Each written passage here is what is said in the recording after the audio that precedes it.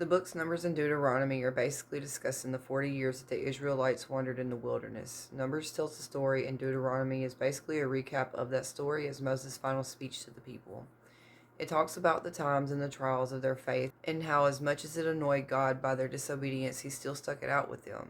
How they battled literal giants and overtook the landscape that was previously promised to Abraham back in Genesis, which is actually one long continuous story that will be told through generations, book by book, throughout the Bible. At this point, God is using these peoples to yet again rid the earth of the evils that is dwelling in it. The peoples were worshiping and being corrupted by the fallen, the same reason for the flood in Genesis.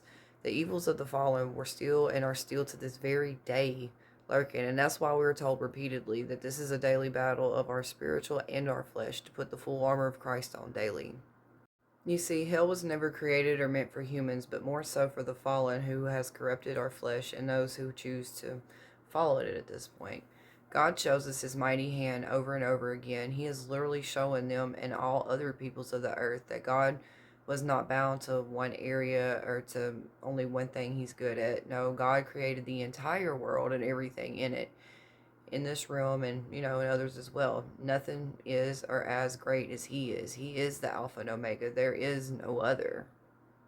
He proves this by taking a very small group, actually just one man, Abraham, and his family, his wife Sarah and nephew Lot.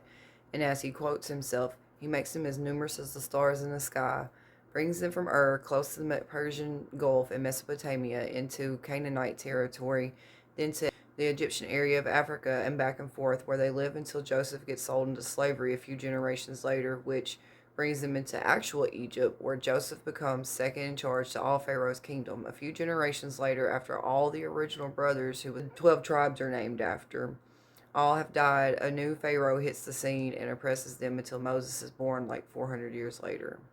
The birth of Moses is what sparks the beginning of the Exodus story. After Pharaoh's daughter raises him, he flees to an area in Cush, which would be modern-day Ethiopia, and meets his wife Zipporah and has 2 sons with her.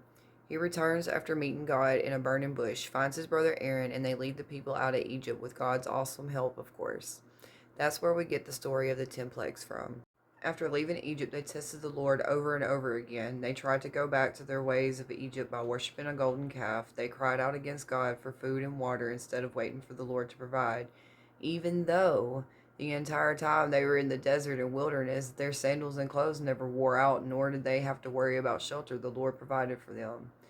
These books were written in layers with different meanings and symbolisms for each story and so much history. I love how God has a plan for everything and can take any mess and turn it into